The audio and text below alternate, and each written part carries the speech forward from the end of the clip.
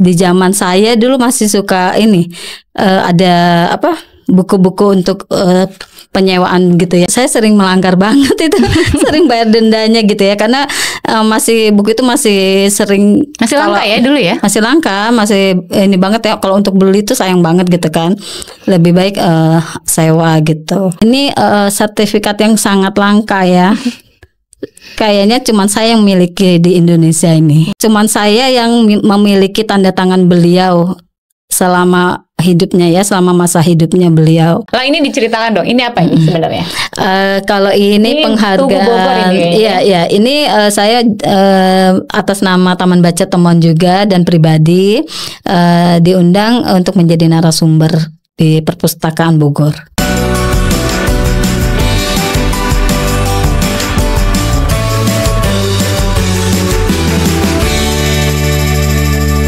Bismillahirrahmanirrahim. Assalamualaikum warahmatullahi wabarakatuh. Waalaikumsalam warahmatullahi wabarakatuh. Oke, saya Melanie dari Wonder Home Library. Saya Asmaria dari Taman Baca Temon Pandawa-Harjo, Jogja. Oke. Hari ini kita akan berbincang sekitar dunia literasi di Sleman. Ya, terutama di Temon, TBM Temon gitu. Oke, kali ini kita kedatangan, ini luar biasa Mbak Asma ini ya. Dia selain pegiat literasi juga sering menjadi narasumber ya seputar literasi juga, digital literasi gitu ya. Dan aktif di berbagai organisasi, banyak banget deh pokoknya gitu. Terus juga sebagai penulis buku. Wah, keren banget ya. Udah berapa Mbak bukunya? Buku pribadi sih baru 3 ya. 3 ya? Cuman untuk yang antologi bersama itu kurang lebih bisa 130-an, 100 lebih lah ya. Masya Allah. Jadi pegiat literasi, pembaca puisi ya, penulis buku, menjadi pembicara juga. Apalagi nih yang aku nggak tahu? Tentunya jadi aktivis ini juga ya, aktivis di berbagai event. Apa namanya? Relawan Merapi juga, Mavindo juga gitu ya. Jadi Mavindo ini manusia anti fitnah gitu ya, Mavindo. Terus program lainnya itu bisa berbagai macam, ada di lapas juga gitu. Ya, ini menarik ya. Aku baca tadi juga ya, ada banyak banget penghargaan-penghargaan ya. Salah satunya itu dari ini, tapi nanti kita akan bahas lebih lanjut tentang penghargaan itu. Yang jelas saya senang sekali Mbak Asma bisa hadir di podcast Wonder Home. Terima kasih. Kabar baik ya Mbak ya. Alhamdulillah ya. Makasih loh udah mau datang ke Wonder Home podcast. Oke, yang pertama ingin saya tanyakan adalah, ini kan yang saya tahu ya Mbak Asma udah bergelut di dunia literasi itu lebih dari 20 tahun ya. Itu semenjak apa? Umur atau masa itu, masa sekolah apa gitu?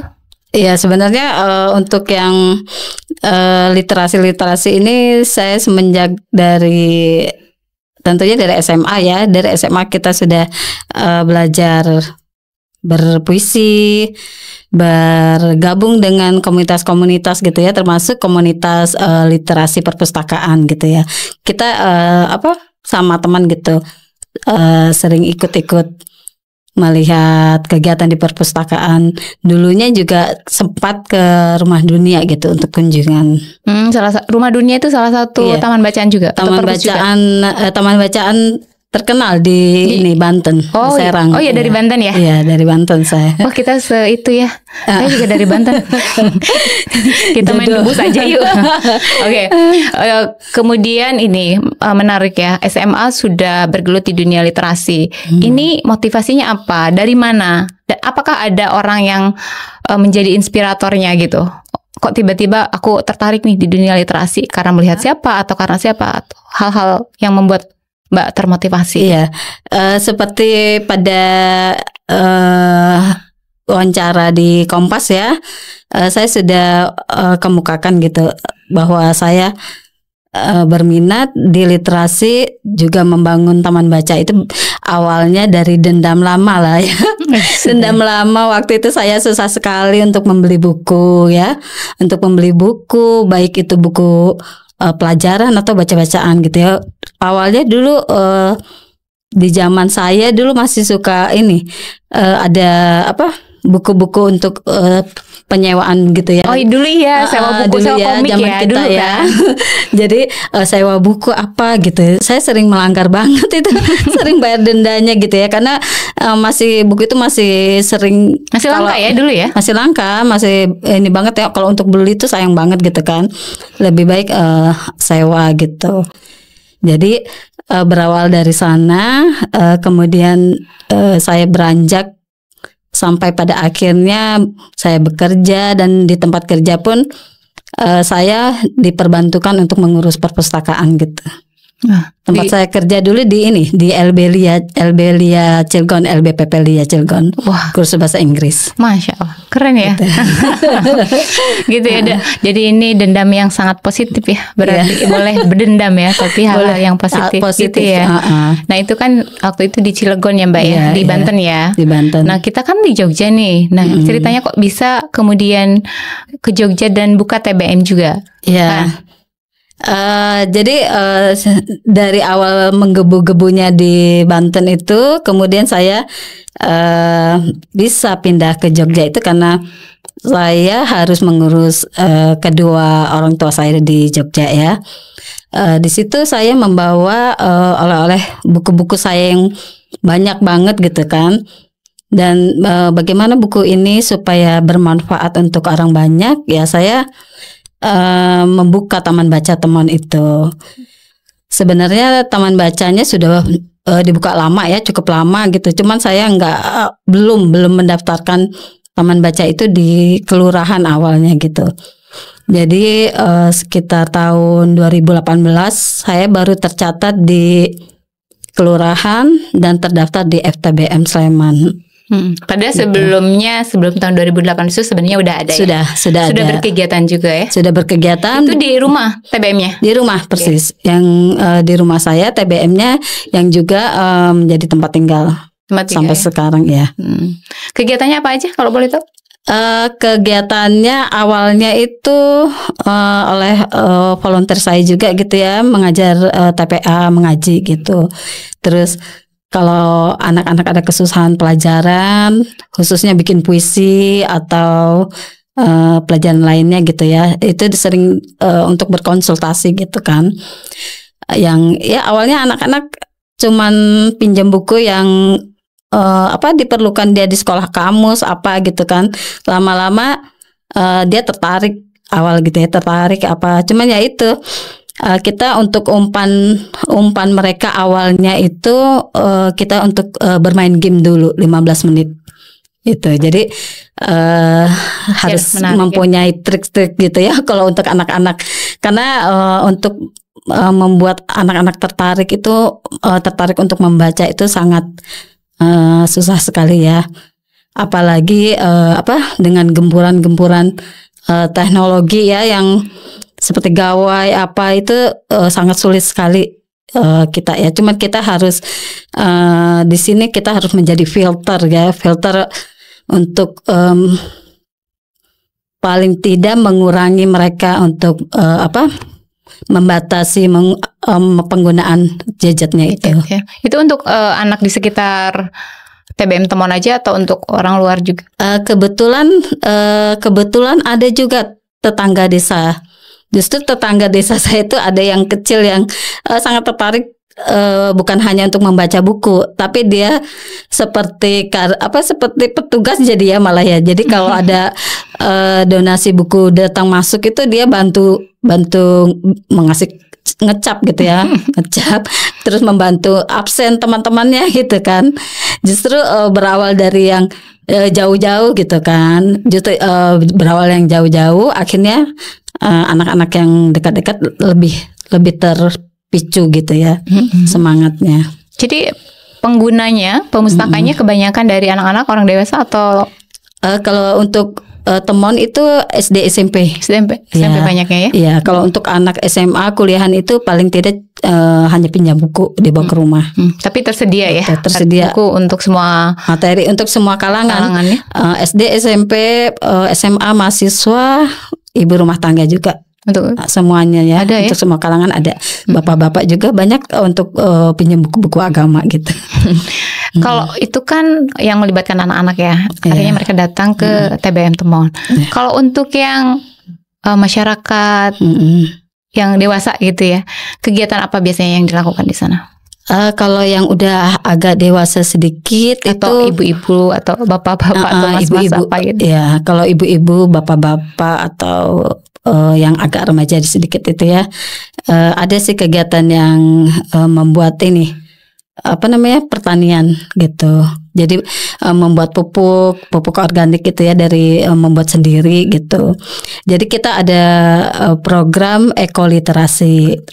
Ekoliterasi itu kita pemanfaatan lahan terbatas ya, lahan rumah terbatas untuk bermanfaat, apa saja yang bisa dimanfaatkan, bisa menanam sayur, buah, terus bahkan bisa bikin ini peternakan atau membuat yang budidaya lele ya, lele dalam galon, bukan kolam lagi, karena kalau kolam tuh budgetnya mahal ya, Jadi kita cari kegiatan yang benar-benar memanfaatkan barang bekas gitu. Jadi nggak ada alasan, nggak punya lahan, tidak menanam sayur, tidak berbudidaya atau apa, tapi bisa memanfaatkan lahan yang ada dengan alat-alat yang sederhana. Ya. Bagus banget ya. Iya. Susah nggak sih mengajak masyarakat untuk terlibat di kegiatan-kegiatan seperti itu? Iya, kalau dibilang susah ya, tapi saya tidak menyalahkan keadaan, karena memang mereka begitu karena kurangnya literasi begitu kan. Lambat laun ya mereka sadar gitu kan betapa pentingnya literasi, apalagi di masa kemarin pandemi gitu ya. Itu kita jemput bola buku pinjaman gitu ya. Ada yang meminta buku pinjamannya dikirimkan ke rumahnya gitu. Ini tahun 2018, berarti ini udah cukup lama gitu ya. Itu dampaknya apa yang sangat kelihatan gitu? Ada perbedaan nggak? Awal Temon berdiri, nah ini setelah beberapa tahun seperti ini sekarang, apakah ada dampak yang sangat kelihatan lah dari proses Mbak Asma untuk mengenalkan literasi, mengajak anak-anak atau orang dewasa untuk sadar akan literasi gitu? Iya, dampaknya sih alhamdulillah ya, yang tadinya nggak mereka kesusahan gitu ya untuk mendapatkan kamus-kamus atau apa paling tidak gitu ya, baca-bacaan. Kini mereka ya suka pinjam dan mereka jadi kreatif gitu ya, lebih kreatif membuat permainan dari barang bekas gitu. Cuman ya itu banyak pancingannya. Iya ya. Iya. Itu bukunya dari mana koleksinya? Bukunya sendiri atau dari beli atau dari mana?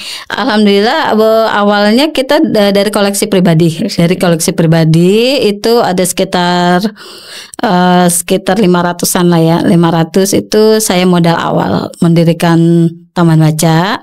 Kemudian ya kita bergerilya dari penerbit satu ke penerbit lain, dari teman-teman penulis sastra semuanya.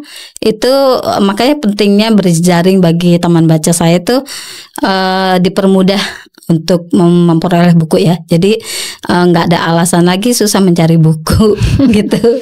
Wah itu berarti positif ya hasilnya dari berjejaring tadi. Saya juga tertarik ini. Mbak Asma ini kan pegiat literasi, tapi juga tergabung di berbagai komunitas. Komunitas apa saja Mbak? Coba dijelasin. Kayaknya banyak banget soalnya. Pertama saya ketemu Mbak Asma bukan ketemu pertama kali ya. Ketemu bersama-sama bukan hanya di forum ya, tapi waktu itu di pegiat literasi se-Indonesia ya.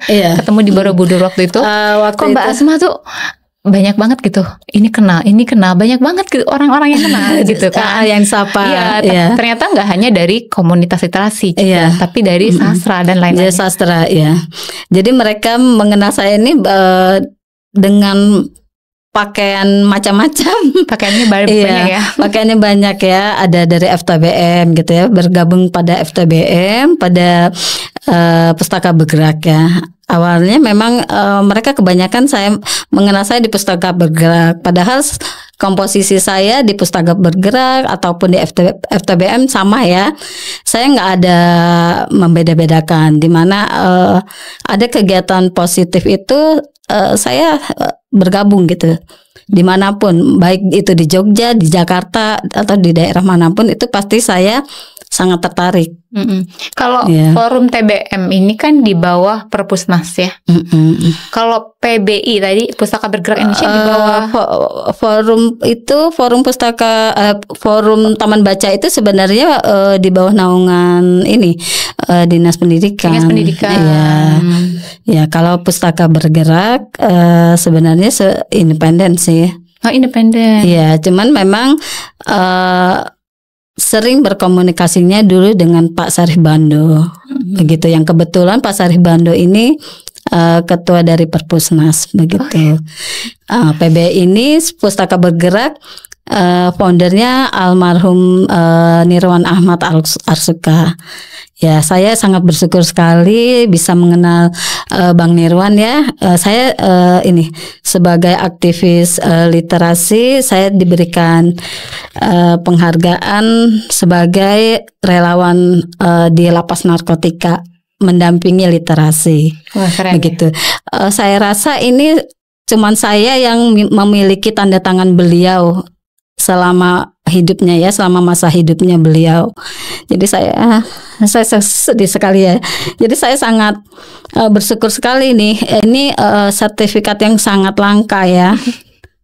Kayaknya cuma saya yang miliki di Indonesia ini. Iya. Luar biasa ini, outstanding gitu ya. Jadi ini menarik ini. Mengenalkan, membina lapas ya. Iya, awalnya saya di lapas gitu itu gimana? Awalnya saya bergabung di lapas ini, saya diajak waktu itu dengan komunitas RBK Mas David Effendi. Jadi dia sesama anggota Pustaka Bergerak gitu ya. Jadi waktu itu mempersiapkan acara lapas untuk pembukaan perpustakaan juga gitu ya. Jadi saya ditugaskan di sana mengikuti segala kegiatan. Apa aja lapas. Mbak? Kegiatannya boleh di-spill di lapas itu? Di lapas ini kegiatannya itu untuk menulis ya. Di situ ada dari berbagai macam volunteer, ada penulis ya, ada juga seperti Mbak Nana, anak-anak mahasiswa gitu, dari mahasiswa berbagai macam itu kita ajak bergabung begitu. Oh, jadi di situ ada pelatihan menulis, ada pelatihan baca puisi juga, baca puisi, menulis puisi juga kan? Ya. Apa yang dihasilkan dari pelatihan? Dari harapannya kalau pelatihan menulis mereka jadi menulis gitu. Iya. Alhamdulillah sudah mempunyai buku juga ya di lapas itu.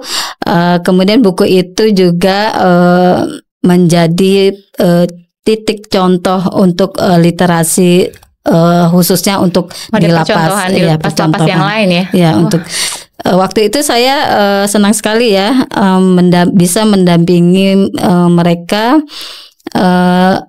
pada acara ini lomba literasi se-Indonesia gitu. Oh gitu ya. Lomba lapas ya, lomba lapas, tapi untuk lapas literasi. Khusus untuk lapas ya? Iya, khusus untuk lapas. Dapat juara? Iya, alhamdulillah kita diundang ke Jakarta juga. Alhamdulillah, Masya Allah. Di bawah binaannya Mbak Asma. Iya, saya dan teman-teman. Iya. Makanya itu masih sampai sekarang ya?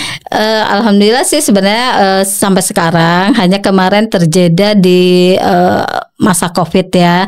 Ini kemarin saya sudah ketemu lagi sama Kepala Kemenkumham Ibu Ayu untuk memperbaharui kontraknya, MOU-nya. Gitu. Yang dulunya atas nama komunitas itu akan dialihkan ke ini Taman Baca TBM, teman pribadi saya. Gitu. Gitu. Karena kan satu berhubungan founder PBI juga kan Pak Nirwan Arsuka sudah sudah ini nggak ada ya gitu. Terus mereka atas izin mereka juga saya membawa bendera saya sendiri ke lapas nanti ya. Ke lapas nanti. Wah keren. Ini seminggu berapa lama? Berapa kali dalam seminggu atau sebulan? Seminggu itu ada 2 kali untuk program yang berbeda-beda. Ada menulis ini macam-macam ya. Ada puisi, ada bikin cerpen gitu. Tantangannya apa sih di lapas? Nggak takut. Sebenarnya serem juga ya kalau menurut gambaran orang lain tuh, karena memang SOP-nya sangat ketat sekali ya. Karena mereka takut juga, kemudian kita juga sebenarnya takut juga ya, ada yang disisipkan gitu ya.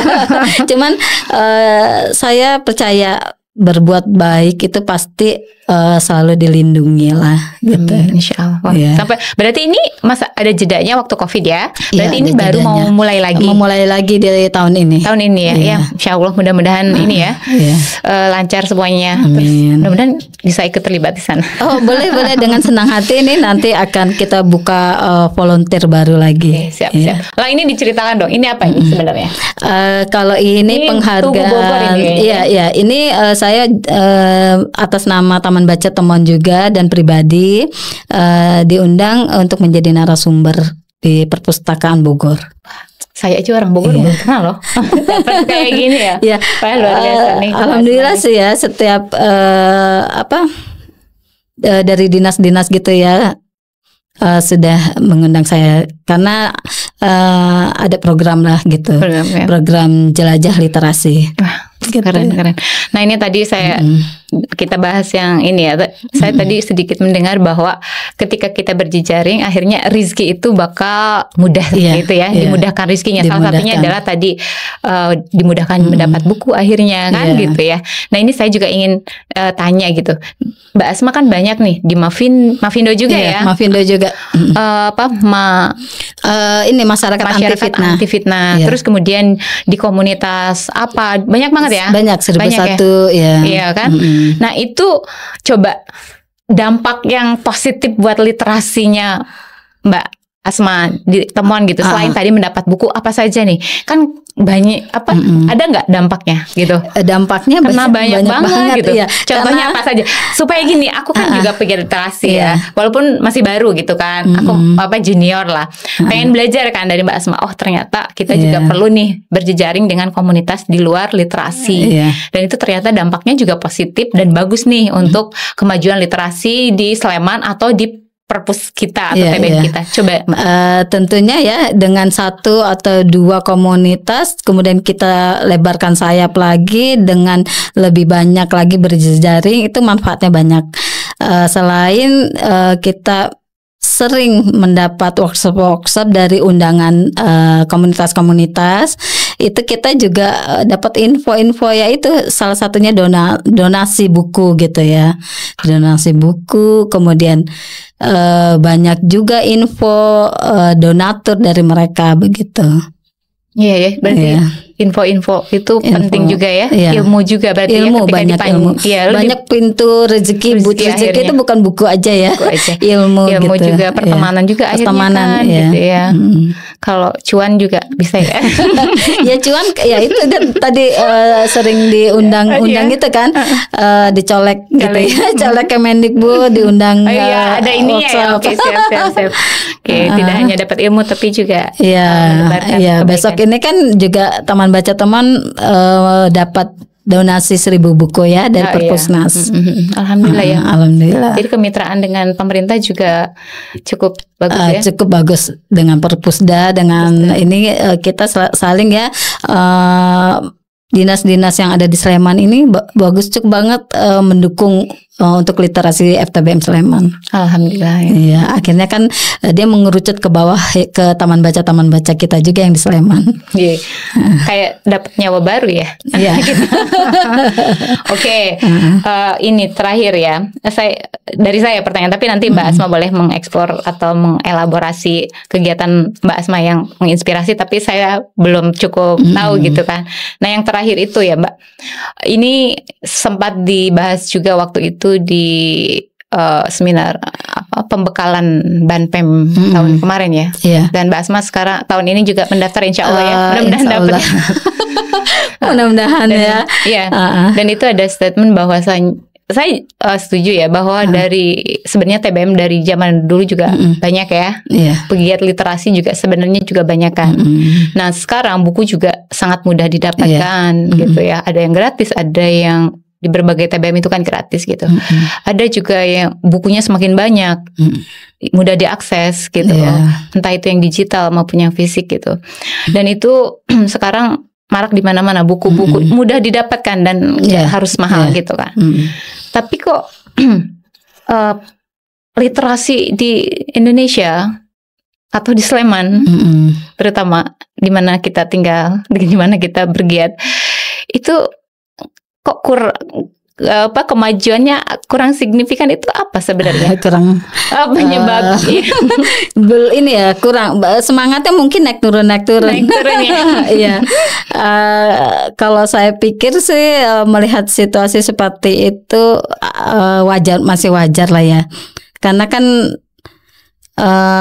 relawan juga manusia. Kadang perlu cas. Jadi untuk menghadapi semangat relawan itu yang kadang turun naik itu ya juga dihadapi oleh saya gitu ya. Jadi saya suka ngecasnya itu ikut bergabung kegiatan di mana aja gitu. Kalau saya menurun di literasi, di kegiatan taman baca, itu saya coba alihkan dengan kegiatan lainnya, komunitas lain, Mavindo atau apa. Nanti dari sana kita dapat cas baterainya lagi, jadi bisa menular gitu, bisa menular ke program literasinya taman baca. Berarti itu dari sisi volunteernya, dari sisi pegiatnya ya. Kalau dari masyarakatnya itu kok nggak sadar gitu tuh, apa nih penyebab utamanya itu? Kok masyarakat masih saja gitu kayak tidak tertarik gitu dengan membaca, dengan buku gitu. Kalau kitanya kan berjuang keras, terus berjuang, nggak kenal lah gitu ya, tanpa dibayar pula. Allah Subhanahu Wa Taala yang bayar, insya Allah. Nah masyarakatnya apa nih? Kalau untuk masyarakat tentu untuk membaca itu bawaan dari hati nurani juga ya. Kita sudah menyediakan, kita sudah mempromosikan juga begitu ya. Kalau untuk mengajak yang dewasa itu susah. Jadi nggak usah pikirin yang dewasa, ajak aja anaknya yang bergiat begitu ya. Kalau saya sih yakin virus literasi itu akan menular dari bawah dulu gitu ya. Kalau memang yang tua lebih susah dikontrol, kita kontrol yang anak-anaknya aja. Iya, karena memang mereka kapasitas untuk pemikirannya sudah penuh ya. Sudah banyak yang diurus, banyak yang dipikirin gitu. Gitu. Iya. Oke. Tapi Mbak Asma punya optimisme yang tinggi nggak bahwasanya literasi kita, minat dan daya baca masyarakat kita akan terus bertambah? Iya. Gitu. Saya yakin kedepannya akan, kalau kita benar-benar terus konsisten ya. Kalaupun agak mengendor, jangan sampai lilin itu mati gitu ya. Bapak meredup tapi nanti lagi ya. Iya gitu. Ini punya strategi apa terbaru nggak ke depan untuk kayaknya jalan ini nggak bisa, bukan nggak bisa, it doesn't work gitu. Kayak ini nggak begitu bekerja nih. Ke depannya aku harus kayak gini nih. Aku punya strategi baru nih ke depannya. Ada nggak seperti itu? Ada. Jadi ini baru untuk kedepannya gitu ya. Kalau untuk yang dewasa tadi itu disentuh dengan buku-buku langsung itu agak susah. Itu kita sentuh dia dengan kegiatan yang apa sih yang digandrungi oleh ibu-ibu gitu ya. Misalnya membuat keterampilan buket bunga gitu ya. Kan bisa aja nih anak-anak mereka yang mau persiapan wisuda atau apa gitu kan, nantinya daripada dia harus membeli lagi, bikin aja sendiri. Jadi dikasih keterampilan. Tentunya nanti kita akan bekerja sama dengan ibu-ibu PKK begitu. Oh iya, ini sejalan berarti dengan kemarin itu ada BIMTEK TPB transformasi perpustakaan berbasis inklusi sosial. Jadi memang kegiatan-kegiatan yang kita lakukan di perpustakaan atau di TBM itu memang perlu sesuai dengan kebutuhan masyarakat. Kita lihat dulu nih kebutuhan masyarakatnya apa. Kalau dia ternyata butuh pelatihan memasak, pelatihan menjahit atau apa, nah kita fasilitasi seperti itu. Jadi kedepannya untuk masyarakat yang seperti itu, gitu ya. Oke, dari saya cukup sekian. Tapi monggo Mbak Asma, ada yang mau disampaikan lagi sebelum kita tutup? Pesan saya, berbuatlah, terus berbuat semangat menyalakan literasi ya, karena segala kebaikan yang kita perjuangkan walaupun itu sulit, pasti ada tangan-tangan Tuhan yang membantu. Amin. Alhamdulillah. Insya Allah ya. Semangat ya Mbak ya. Semangat. Oke, akhirnya sampai di sini dulu perbincangan kita dengan Mbak Asma dari TBM Temon Pendawa Harjo. Insya Allah bermanfaat buat saya juga, terutama yang junior dan juga masyarakat luas pada umumnya. Oke, dari saya cukup sekian, dan Mbak Asma, assalamualaikum warahmatullahi wabarakatuh. Salam literasi.